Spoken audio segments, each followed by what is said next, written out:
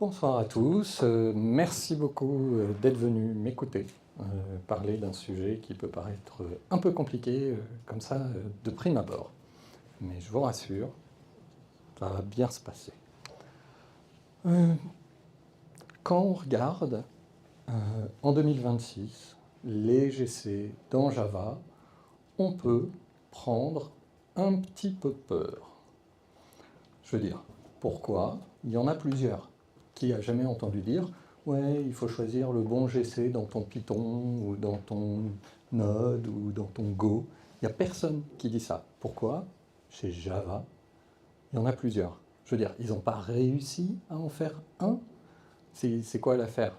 Bah, des fois, il y a des choses qui prennent du temps à faire, genre l'API Time. Au début, on a commencé par date, c'était nul.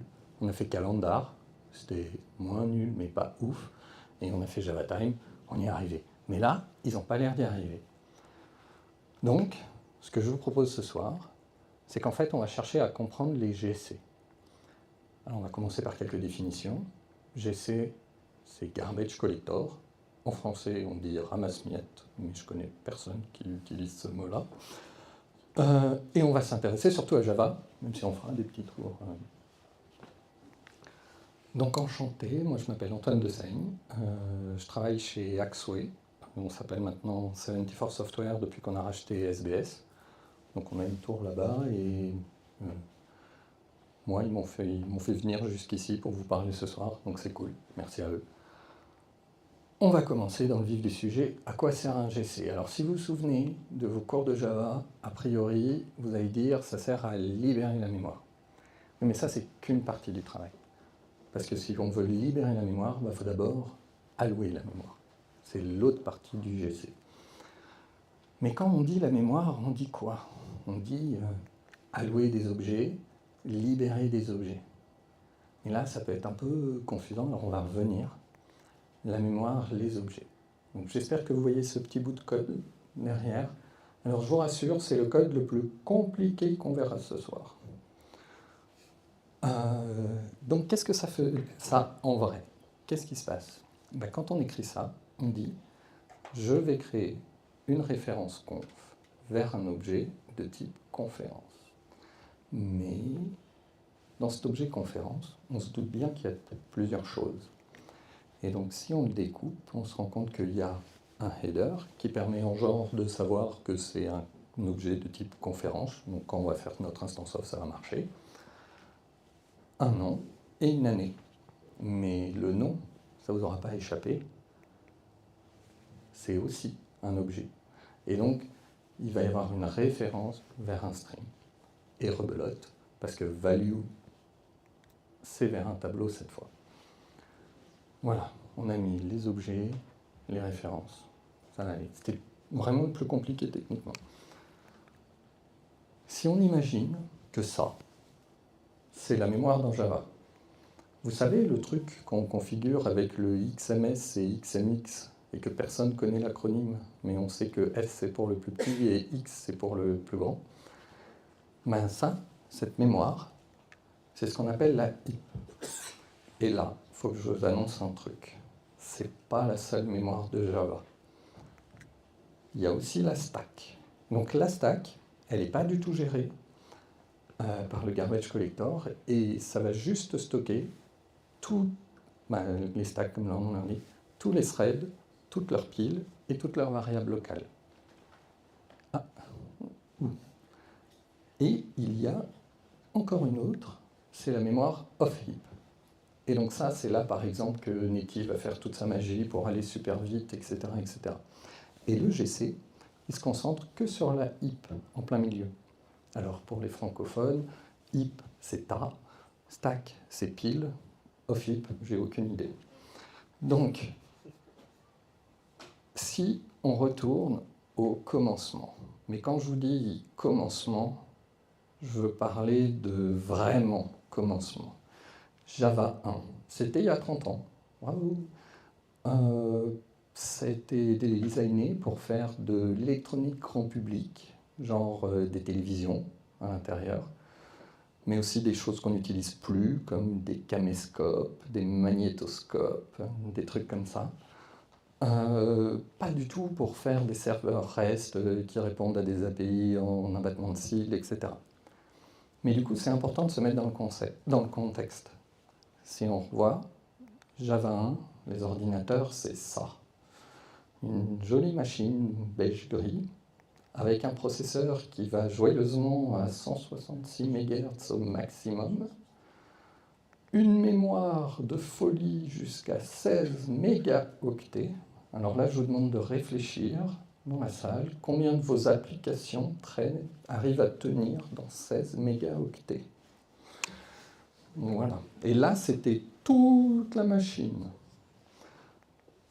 Et un stockage tout aussi performant. Bref. Donc, on a dit la mémoire Java 1. Et bien, ce que je vous propose ce soir, c'est qu'on joue au garbage collector. Donc, on va allouer des objets. Bon, on met des petits objets, on alloue. Puis des fois, on met des gros objets.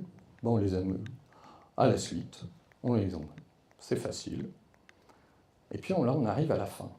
Et là, on se pose quand même une question, parce qu'on veut libérer tous les objets qui ne servent plus. Mais comment on sait si un objet il est toujours utilisé? Parce qu'on ne voudrait pas supprimer un objet dont on a encore besoin. Ou, bon, alors même si c'est moins grave, on ne voudrait pas ne pas virer un objet qu'on pourrait se passer. Comment ça marche? Vous vous souvenez? Je vous avais fait des liens entre les objets et avec les références. Et bien, si on trace le graphe de toutes ces références, on peut se trouver avec quelque chose comme ça. Et si on décide de passer des variables locales et de marquer toutes celles qu'on voit à la queue leu, on va dire, ah, celle-ci, on en a besoin.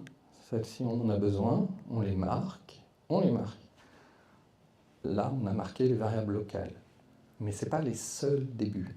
Il y a aussi, il ne faut pas oublier, les champs statiques des classes. Typiquement, si vous avez dans votre classe un attribut statique qui référence un singleton ou peu importe, on va faire la même chose. On va parcourir et on arrive à la fin.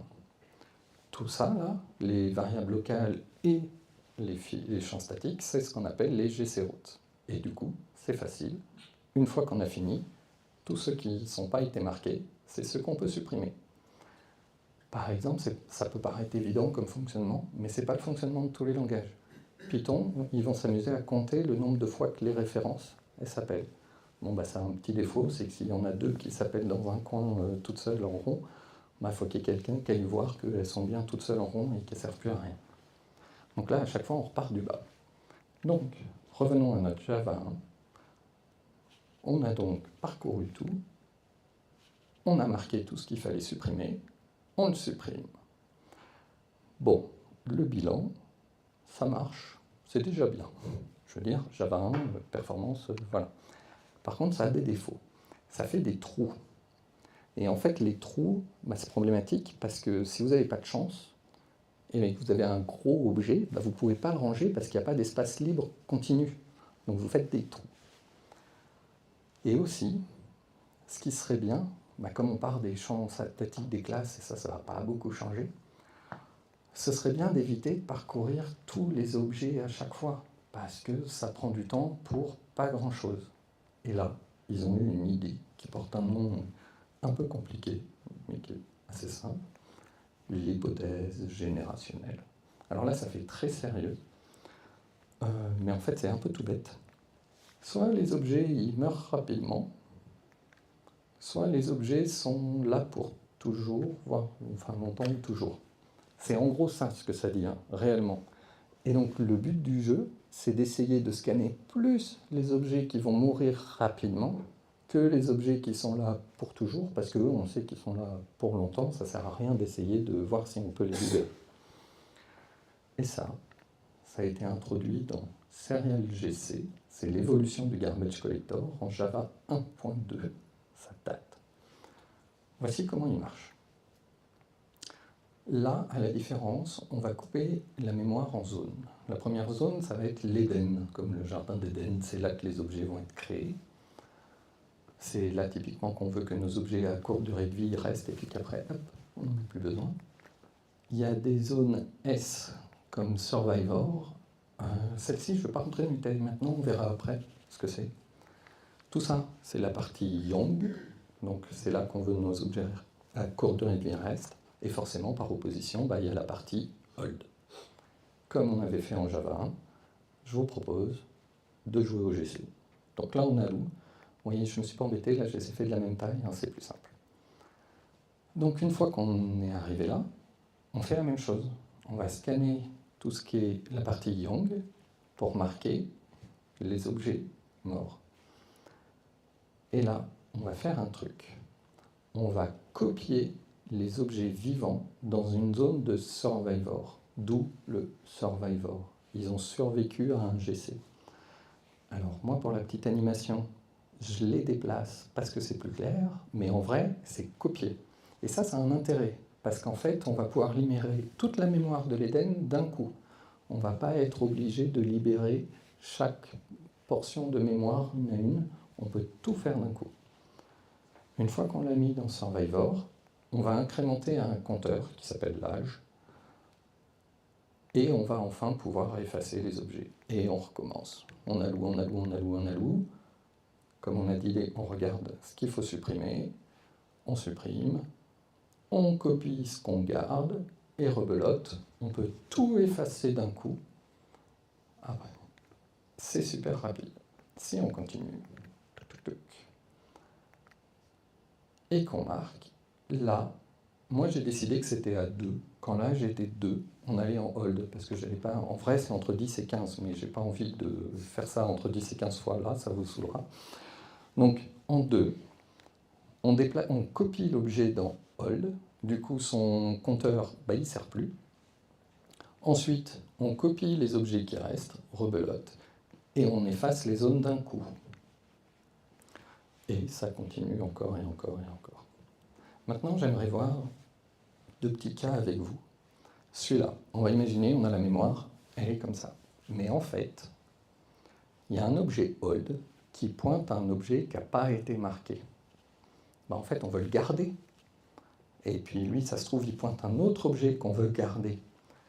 Comment on fait pour savoir qu'il faut garder ces objets et éviter de se scanner tout le hold? Parce que sinon, on se retrouve dans le problème qu'on avait avant, où on scanne toute la mémoire. Et bien, ce qui est fait, c'est qu'en fait, on va avoir ce qu'on appelle des card tables. En gros, la mémoire va être découpée par bout de 512 octets. Et si là-dedans, il y a un objet qui pointe vers un objet récent, eh ben on met un petit flag à 1. C'est aussi simple que ça. Et ça, c'est fait grâce à ce qu'on appelle une write barrière. Barrière à l'écriture en français, on va dire. Si on prend ce petit bout de code-là, où en fait on va ajouter dans un objet cache qui est vieux une valeur récente value, en fait, nous on va écrire ça, mais ce que va faire la JVM, elle va rajouter un petit bout de code où elle va vérifier si l'objet cache il est vieux et que mon autre il n'est pas vieux, je vais calculer un index, donc comme je vous disais, zone de 512, c'est pas exactement le code, mais c'est l'idée, et on va mettre la carte table à 1 pour indiquer qu'il y a un objet qui est référence. Donc voilà, donc on revient, on les garde, et donc là on va jouer. On déplace ce qu'il y a de Survivor, on déplace, enfin on copie ce qu'il y a de l'Eden, et là vous notez qu'il y a un petit problème, c'est qu'on a des objets dans l'Eden qui restent, mais il n'y a plus de place dans le Survivor. Et là, c'est pas de chance. Parce qu'en fait, il n'a pas le choix que de les copier directement dans hold. Donc des objets qui potentiellement pouvaient être virés rapidement vont se retrouver promus dans le hold tout de suite. Bref, sinon on efface, etc. Et enfin, si on arrive au cas où il y a tout qui est plein, eh ben, on fait la même chose, on scanne tout le young et le hold pour marquer tout ce qu'on veut supprimer. On copie ce qu'on veut garder, on efface, et là, comme maintenant on sait déplacer des objets, on peut faire quelque chose de génial qui est de compacter pour éviter le gruyère justement et pouvoir toujours allouer des objets. Si je fais le bilan de Serial GC, alors il est toujours présent et maintenu, hein, même s'il date de 98, il est toujours là. C'est un GC qu'on appelle Stop the World. Alors qu'est-ce que ça veut dire? Ça veut dire que pendant que le GC travaille, votre application elle est en pause. C'est-à-dire s'il y a des requêtes qui arrivent, vous les traiterez pas, l'application elle attend que le GC ait terminé son travail. C'est sur un seul thread. En même temps, à l'époque, ça venait à l'idée de personne d'avoir plusieurs cœurs dans un ordi. C'est le GC avec le moins d'overhead, donc le plus efficace. D'ailleurs, il est par défaut si vous avez moins de 2 Go de RAM ou moins de 2 CPU. Ben oui, ça ne sert à rien si on a moins de 2 CPU d'essayer d'avoir toute la synchronisation pour mettre les corps entre eux d'accord, si au final il y en a qu'un. Du coup, il est idéal pour les microservices. Mais bon, un thread. Du coup est arrivé Parallel GC Java 5, des années plus tard. Celui-là, on va y aller plus vite. En gros, c'est la même chose, mais en parallèle. Voilà, il a juste à se mettre d'accord sur les différents threads. C'est juste ça qu'il y a en plus. Il est toujours Stop the World, mais du coup, entre-temps, les machines, leurs specs, elles sont augmentées. Et quand il fait des pauses, des fois, si la mémoire allouée elle est grosse, on peut faire des pauses de plusieurs secondes. Ce qui n'est pas génial. Mais bon, c'est le GC qui a le plus de throughput. Alors comment définir ça? Le throughput, c'est en gros votre application sur 1 minute, combien de temps elle va tourner et combien de temps le GC va tourner. Plus le throughput est grand, en fait, plus le GC il aura dépoté, et vous, plus votre application elle pourra tourner le plus longtemps possible. Ce qui en fait idéal pour du traitement de données, des batchs, des flux Kafka, parce que c'est pas grave. Si vous avez 3 secondes, vous n'allez pas lire de message, c'est au final, le reste du temps, vous êtes hyper efficace. Mais du coup, des pauses de plusieurs secondes, c'est pas ouf, surtout pour la latence. Donc il y a eu des tentatives. La première, c'est un essai raté d'un GC que vous n'avez jamais entendu parler, qui a été introduit en 1.3, déprécié en 1.4, viré en 6. Allez hop, c'était une mauvaise idée.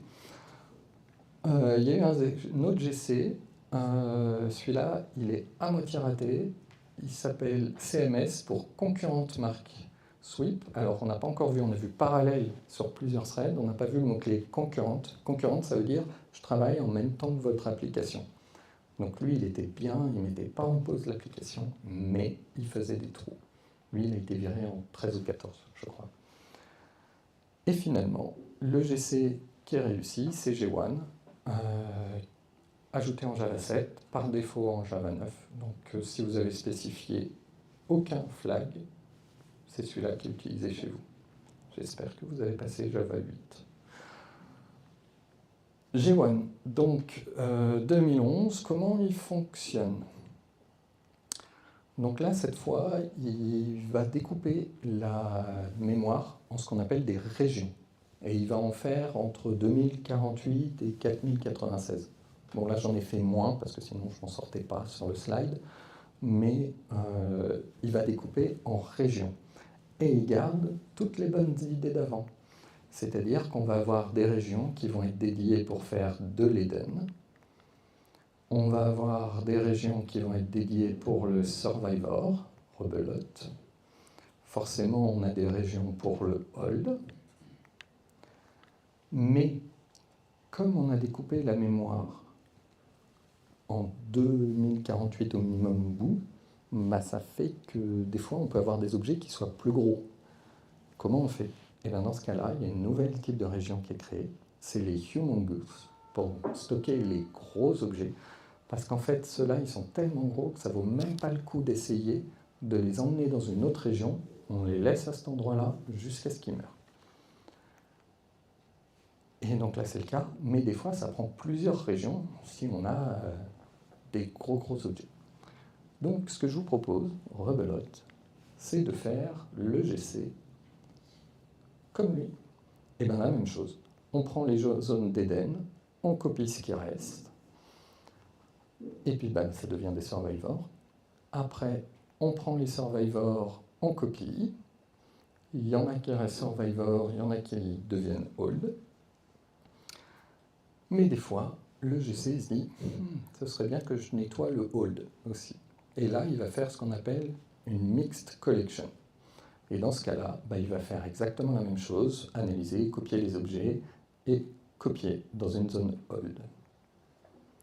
Et ensuite, le GC continue, il recrée ses Eden tranquillement. Ce que je vous propose maintenant, c'est de zoomer sur une région. Voilà, ça c'est une région avec ses objets à l'intérieur.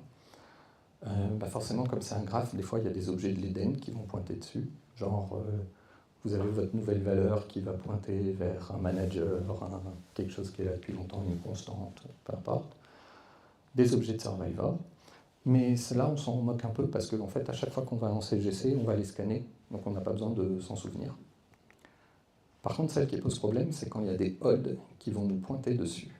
Parce que le but du jeu, comme on a vu tout à l'heure, c'est de ne pas scanner tous les odds, d'être juste capable de scanner ce dont on a besoin. Et ça, c'est fait grâce à ce qu'on appelle un remember set.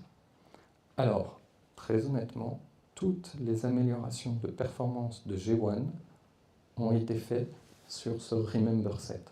Il y a eu plusieurs itérations, plusieurs améliorations, mais c'est là qu'ils ont amélioré les performances. Et il y a en plus, en concurrence, un petit process qui regarde, un petit thread qui regarde combien il y a de déchets dans cette région. Parce que si G1 GC, il s'appelle comme ça, parce que c'est G1, c'est pour Garbage First. Il va d'abord commencer par les régions avec le plus de déchets. Et l'intérêt de ça, c'est qu'en fait, on va copier peu d'objets et on va libérer rapidement de la mémoire.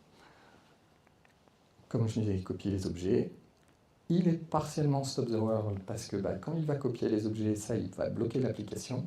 Par contre, il y a un thread qui regarde dans les différentes régions, savoir quel est le taux de déchets. Et il s'arrête après 200 millisecondes. En gros, c'est le GC généraliste. Mais là, on peut se dire, et la latence? Oui, parce que le GC, il dit pause maximum 200 millisecondes. Mais comme dans tout, il y a des petites conditions. Des fois, il peut faire un full GC. Et du coup, il va se retrouver à bloquer le temps dont il a besoin, bien au-delà des 200 millisecondes. Mais il n'y a pas, comme dans les conditions, il n'y en a rarement qu'une. Il y en a une autre. C'est par JVM. Maintenant, avec nos architectures microservices, notre requête qui arrive, qui va dispatcher des requêtes sur 4 microservices, si on n'a pas de chance, on peut s'enchaîner les GC sur chaque microservice. On arrive. C'est pour ça que c'est important de mesurer la latence sur le système global et pas que sur un seul microservice, parce que ça ne représente pas forcément la réalité. Et pour corriger ce problème, on a créé les GC à ultra low latency. Oui, cela raconte un peu dans les titres. C'est des pauses très courtes. Quand je dis très courtes, c'est en dessous de la milliseconde, voire en dessous de 0,1 milliseconde. Bref, on n'y va pas. Par contre, ils ont un coût CPU et mémoire important. Genre, vous pouvez perdre 25% de performance de CPU, consommer 25% de CPU de plus. Ça dépend. Des fois, c'est pratique. Si vous imaginez que vous avez plein de microservices, ça peut valoir le coup de payer un coût CPU supplémentaire pour vous libérer de la requête le plus rapidement possible du système, plutôt qu'elle reste plus longtemps. Voilà. Donc on va les voir. ZGC, son idée, c'était de stocker les informations dans les références. Vous vous souvenez le bout de code que je vous avais montré tout à l'heure sur la conférence? Et bien en fait, c'est là qui va stocker des informations. Et là, on a vu qu'on n'avait pas vu ce qu'était une référence en détail. Donc une référence dans ZGC, on va dire c'est ça.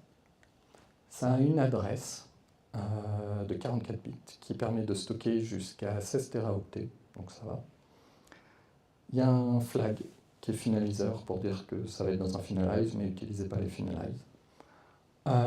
Et puis il y a deux flags, il y a les flags remapped qui dit que l'adresse a été déplacée et mark qui dit quand est-ce que l'objet a été marqué.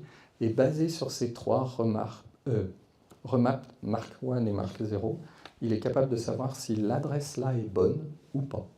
Et si elle n'est pas bonne, il va chercher l'adresse dans une table de correspondance, parce que l'objet il a déjà été copié ailleurs, créé dans la table de correspondance, il va aller chercher la bonne adresse et la remplacer.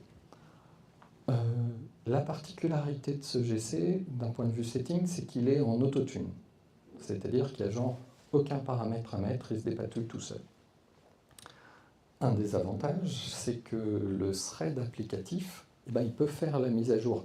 Il n'est pas obligé d'avoir que les threads du GC qui fassent les mises à jour. Si lui il se rend compte, ma référence elle n'est pas bonne, je vais aller chercher la bonne, et puis je vais l'écrire moi. Ça ne sert à rien d'attendre que quelqu'un d'autre le fasse pour moi. Il y a des inconvénients évidemment. C'est des références. Ah, et là il y a une faute. C'est 64 bits qu'il faut lire et pas 64 octets. Voilà. Dans vos JVM, quand vous utilisez moins de 32 Go, la JVM est maligne et en fait elle peut utiliser 32 bits, voilà, 4 octets, pour stocker vos références. Mais là, il n'y a pas le choix, il faut utiliser 64 bits. C'est ça qu'il faut lire, désolé. Par contre, si le GC n'arrive pas à suivre, vu qu'il travaille en même temps que vous, sa solution, c'est de dire je vais vous ralentir. C'est-à-dire que vous voulez créer des nouveaux objets, il va faire attends un peu, je finis ce que j'étais en train de faire. Et il est générationnel depuis Java 21. Avant, il n'était pas générationnel parce que c'était plus simple à développer. Après, ils se sont pris la tête, ils ont réussi à le rendre générationnel. Et en Java 24, ils ont carrément viré le non générationnel parce que ça avait des performances moins bonnes. Si on regarde chez Nendoa, eux, ils ont eu une idée différente. Plutôt que de stocker dans les références, ils vont stocker dans les headers. Donc ce bout-là. Et donc, allons voir le détail d'un header. Dans un header, il y a déjà une référence vers la classe qui vous permet de savoir de quel objet vous parlez. Ensuite, il y a 4 bits qui servent à l'âge. C'est pour ça que tout à l'heure, je vous disais, on ne peut pas dépasser 15. Ça va de 10 à 15, simplement parce qu'il y a 4 bits. Donc on peut aller jusqu'à un maximum de 15 pour stocker l'âge. Il y a aussi le identity hash. J'ai jamais trouvé de cas où c'était pratique. C'est en gros un identifiant unique de votre objet. Voilà. Et il y a 2 tags. Et c'est ces 2 tags qui vont nous intéresser. S'ils disent 0,1, ça veut dire qu'il n'est pas loqué. C'est-à-dire qu'on n'a pas fait de synchronize dessus. S'ils disent 0,0 ou 1,0, ça veut dire qu'il est loqué. Et s'il dit 1,1, ça veut dire que c'est pour le GC. Et donc, quand c'est pour le GC, ce que va faire Shenandoah, c'est que dans la zone de gauche, il va stocker la nouvelle adresse. Parce qu'il aura déjà copié l'objet ailleurs, avec l'âge, avec le identity hash, il aura perdu aucune information, il va juste dire « et au fait, maintenant, c'est là-bas qu'il faut aller lire ». Par opposition à ZGC, Shenandoah, lui, il est très configurable. Vous avez genre des dizaines de petits réglages que vous pouvez faire dessus. Il a l'avantage qu'il n'a pas de table de correspondance, donc c'est ça de gagner. Par contre, il est obligé d'avoir que toutes les références aient été mises à jour avant de pouvoir réutiliser la zone mémoire. Tandis que ZGC, lui, comme il avait sa table de correspondance, vous pouviez réécraser dessus, il n'en avait rien à faire. Comme ZGC, si vous allez trop vite par rapport à lui, il va ralentir. Par contre, lui, en plus, il peut faire un full GC si vraiment il n'y arrive pas. Et il est générationnel depuis Java 25. C'est toujours pas le mode par défaut, il faut mettre des flags. Si je vous propose en résumé, pour savoir quel GC choisir, si vous voulez le moins d'overhead, ce sera Serial GC, mais c'est que pour les petites JVM. Si vous voulez le plus de throughput, ce sera Parallel GC. Et si vous voulez le moins de latence, ce sera ZGC ou Shenandoah. Bon, et si vous voulez pas trop mal, entre un bon compromis, c'est G1. Mais là, il faut que je vous dise un truc. Il y en a un autre qui s'appelle Epsilon GC. Alors lui, il a sa manière à lui de fonctionner. Donc, on alloue. Bon, alors là, je vais aller un peu vite parce qu'on a compris le principe. Et quand il arrive à la fin, eh ben, il crache. Alors, ça peut paraître un peu stupide de faire que la partie allocation, mais en vrai, si votre process il dure moins d'une seconde, à quoi ça sert d'aller se dire quels sont les objets que je vais pouvoir libérer si 200 millisecondes plus tard, vous allez tout virer parce que le process il a fini. Si vous faites du serverless, si vous faites des CLI avec des programmes qui vont avoir de très courtes durées de vie, ça ne sert à rien de s'embêter à faire du GC si de toute façon, avant que vous ayez le temps de dire ouf, on a tout effacé, quoi. Ça sert à rien, c'est plus rapide. Donc on recommence le résumé cette fois. Si vous voulez faire des microservices avec moins de 2 gigas, c'est Serial. Comme on a vu, le serverless, les CLI, les process à très courte durée de vie, Epsilon.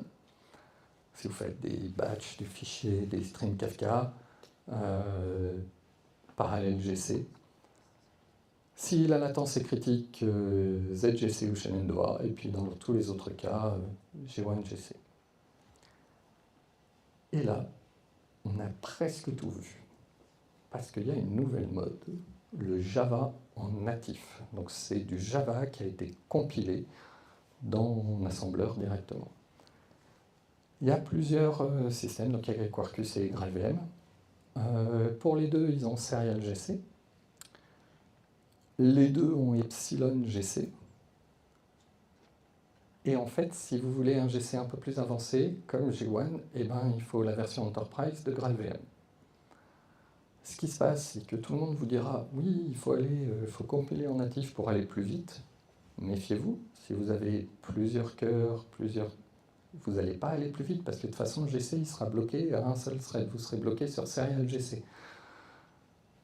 Voilà. C'est bien, le natif, quand ça a une courte durée de vie.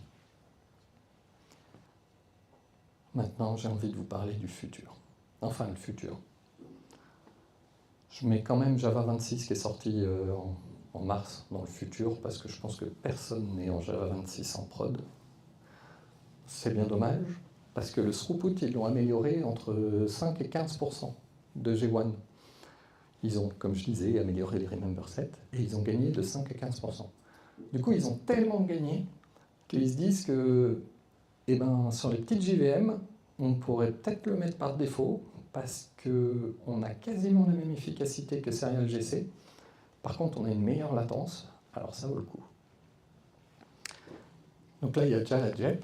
Après, il y a des idées qui n'ont pas de numéro de JEP encore, mais qui sont intéressantes, dont je vais vous parler. Le premier, c'est un bootstrap plus rapide de ZGC.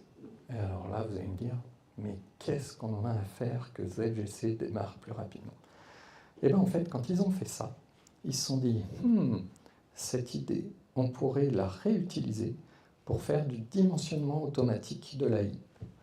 Et donc, sur ZGC, G1 et Serial GC, pour le moment, je n'ai pas vu de trace de parallèle GC, ils se disent qu'ils vont être capables, en répliquant la même idée, d'améliorer, de mettre un dimensionnement automatique pour que vous n'ayez plus à mettre le XMS, XMX, que Java se débrouille tout seul et sache, là je suis un peu tendu d'un point de vue mémoire, donc je vais dépenser un peu plus de CPU.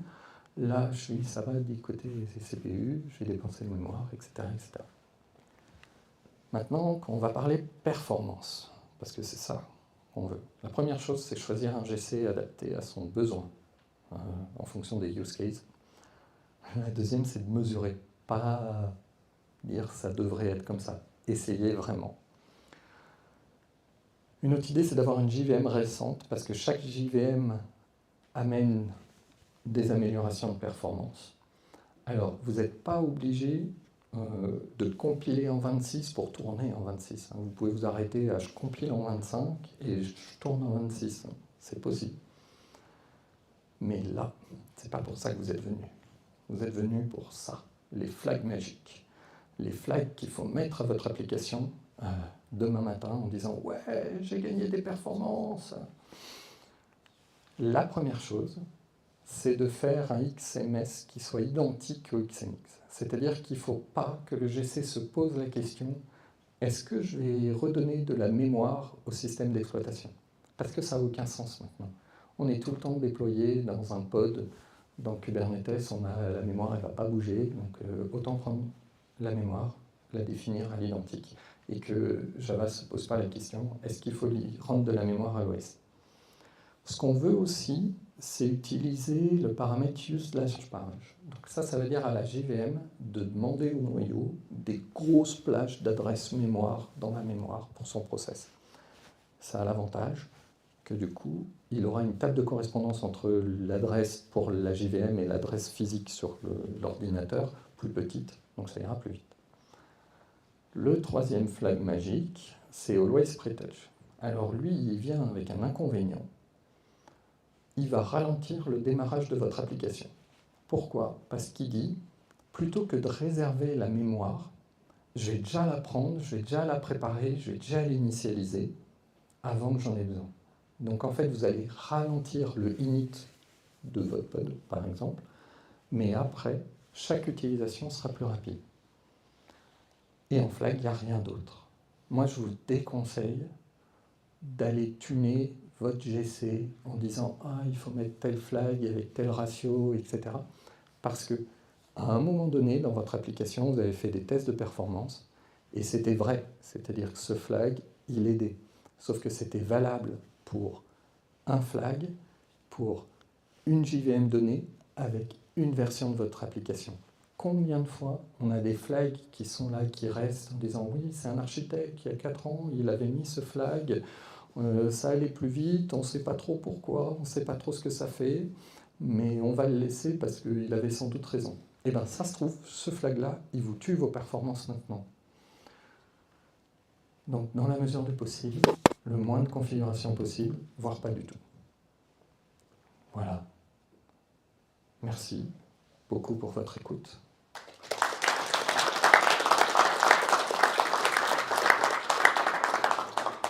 Est-ce que vous avez des questions ou des remarques parce que j'ai dit des choses bêtes? Oui, au fond. Dans tous les cas, il y a une copie d'objet. Du coup, le read, il faut à chaque fois, dans tous les GC, faire pointer sur une nouvelle adresse le read qui a été déplacé. Oui, donc la question c'est, comme il y a une copie d'adresse, dans tous les cas, il faut mettre à jour les références pour pointer vers la nouvelle adresse. C'est ça. Vous allez plus insister sur les GC que sur les autres? Voilà, en fait, les autres, ils vont fonctionner comme ils sauront où sont les objets qui pointent. Comme ils parcourent l'arbre, ils peuvent savoir qui pointe qui, et du coup, en parcourant, on est capable de mettre à jour les références correctement, et en faisant attention à pas trop scanner tout ce qui est dans le hold, parce que le but du jeu, vous avez pigé, c'est essayer de scanner le moins possible du hold, parce que c'est des objets qui sont là pour longtemps. Une autre question?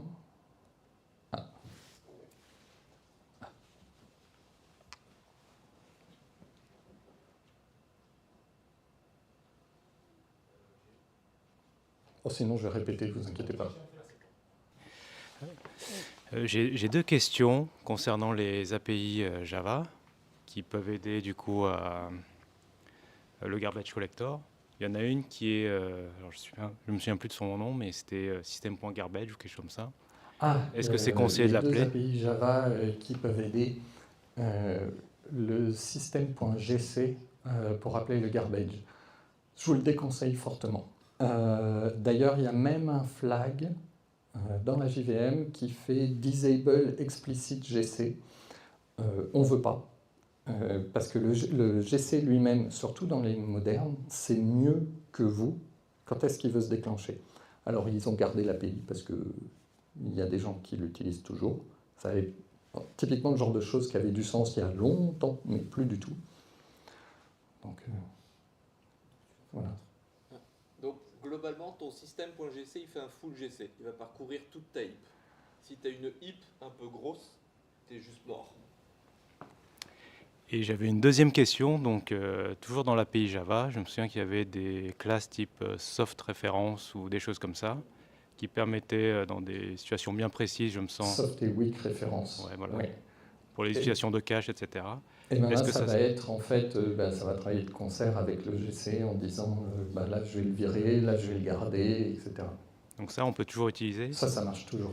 et Oui, ça oui. s'applique à tous les GC? Ça s'applique à tous les GC. Tous les GC le prennent en compte, en fait.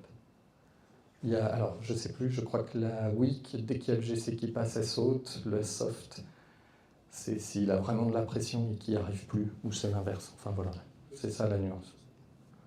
Le spring pull, par exemple, c'est évite les références. C'est weak, je pense, ou cache map qui va contenir des références weak vers le spring. Donc dès lors que le GC se déclenche, il va commencer par gérer ces objets avant de libérer les autres. Oui. Donc moi j'avais une question. À la fin, vous dites utiliser le moins possible d'options pour tuner les GC. Oui. Alors en stratégie générale, oui, mais est-ce qu'il existe des situations où il vaut mieux commencer à utiliser toutes les options des GC ou commencer à fouiller dedans? Alors, moi je dirais, alors la question c'était, je conseille de ne pas mettre de paramètres sur les GC, quand est-ce que ça a du sens d'en mettre quand même? Pour moi, ça a du sens d'en mettre quand même si on a une équipe ou au moins quelques personnes qui vont passer leur temps à mettre à jour la JVM récente et s'assurer que ce flag n'est pas en train de tuer les performances et que de version d'application en version d'application et de version de Java en version de Java, on ne va pas tuer les performances. Et à mon sens, si on a un peu de temps à passer, il vaut mieux le passer pour mettre à jour sa JVM plutôt que de le passer à essayer de trouver l'option qui va mieux sur Java 11. Voilà. Je vous en prie. D'autres questions?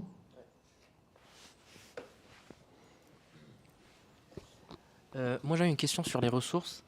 Alors c'est une expérience personnelle. À chaque fois que je veux creuser davantage le sujet du garbage collector et que j'essaie de chercher des articles, des fois les articles disent tout et puis dès lors que tu lis un deuxième article, c'est tout son contraire.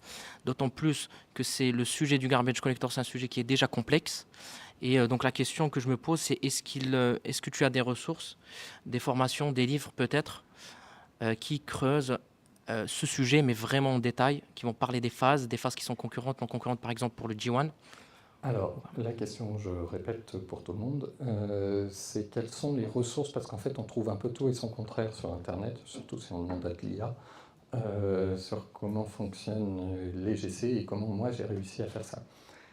Alors déjà, il faut savoir que j'ai une partie un peu laborieuse, parce que vous vous doutez bien qu'avant le rachat, tous les sites en java.sun.com qui avaient de la documentation étaient un peu compliqués à retrouver. Heureusement qu'il y a l'Internet Archive, parce que comme ça j'ai pu remonter et comprendre, c'est comme ça que vous avez TrainGC, c'est comme ça que j'ai pu comprendre comment fonctionnait le GC dans G1. Après, il y a plusieurs ressources qui sont super.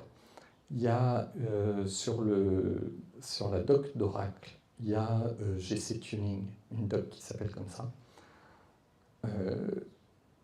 Elle est géniale. Il faudra que je le mettrai, parce qu'en fait là j'ai dit c'est les slides, mais en fait c'est un site qui a des infos et les slides. Comme ça vous avez le résumé de ce qui vous intéresse. Il y a aussi le blog de, j'ai envie de dire c'est Tom Muller, mais peut-être je me rate dans son nom, qui pour chaque version du JDK va dire c'est telles améliorations qu'il y a eu dans les GC. Voici tous les tickets, tout ce qu'on a fait pour le GC, etc. Je te retrouverai le site. Il y a une autre troisième bonne ressource, c'est le code source. Non, sans rire. Le code source des GC est relativement lisible. Par rapport à plein d'autres endroits, le code source des GC est lisible. Il y a beaucoup de docs parce que c'est compliqué. Donc tu peux lire le code source. Il y a plein d'autres endroits où c'est dur de lire le code source. La partie sur les GC, c'est pas un endroit où c'est dur. Oui, alors je dirais oui. Et déjà, il faut aimer le C++, première chose. Par contre, c'est tout à fait vrai, pas plus tard qu'il y a 2 heures, j'étais en train de corriger mes slides parce qu'il y a Jean-Philippe Bompel qui a eu la gentillesse de regarder la vidéo de Devox qui a été publiée et de me dire oh, là tu t'es trompé. Donc vous avez la version corrigée. Et donc je suis allé voir le code de ZGC pour comprendre les flags. Oui, c'est documenté, clair, j'irai pas jusque-là. Ouais, oui. Oui, mais voilà. Là, c'est. Ouais. Oui. Ça sort peut-être un peu du scope, mais imagine qu'on veut faire Imagine qu'on veut faire du low latency. Du coup, il y a plusieurs garbage collectors. Il y en a deux principalement, si j'ai bien compris, ZGC et Shenandoah. On veut choisir. Comment tu conseillerais pour faire du benchmarking? Il y a des outils, on fait au doigt mouillé, mais Non, je pense que c'est à peu près. En fait, la première chose. Donc, la question, c'est comment on va choisir si on veut du low latency entre ZGC et Shenandoah. En gros, si je résume, comment on va mesurer les performances, etc., quels sont les outils. La première chose que je vous conseille, déjà, c'est de mettre les logs DGC. Soit vous les avez dans les logs, soit vous avez avec Java Flight Recorder, histoire de savoir combien de temps vous passez pour faire tel GC exactement, pour avoir des stats capables de mesurer l'impact du GC.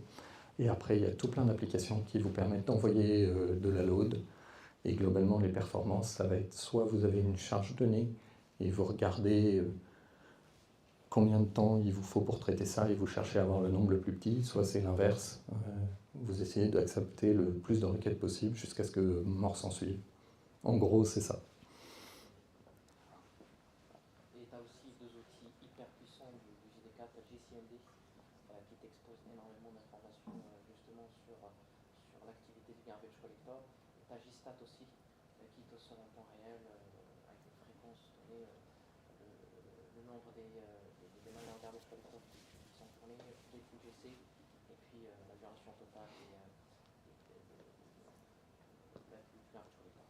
Oui, je vous conseille d'aller faire un tour dans Java Flight Recorder, de le lancer et de regarder.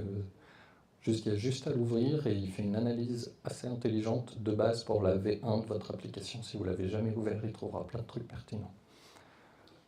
Et en prod, En prod, on peut l'activer via JCMD. En fait, ça permet de traficoter le JVM. Et on peut demander en prod, on se connecte sur le pod, on fait machin, et on dit vas-y, dans le process avec le PID 1, démarre-moi le Flight Recorder, et puis après arrête-moi, je récupère les données, etc. C'est un peu pénible, mais ça se fait. Et c'est vraiment, genre vous verrez, vous envoyez 200 exceptions par seconde, parce que vous utilisez file create directories, qui va envoyer une exception si le fichier existe là, mais la catcher et vous dire non, mais tout va bien. Méthode à pas utiliser. Est-ce qu'il y a d'autres questions?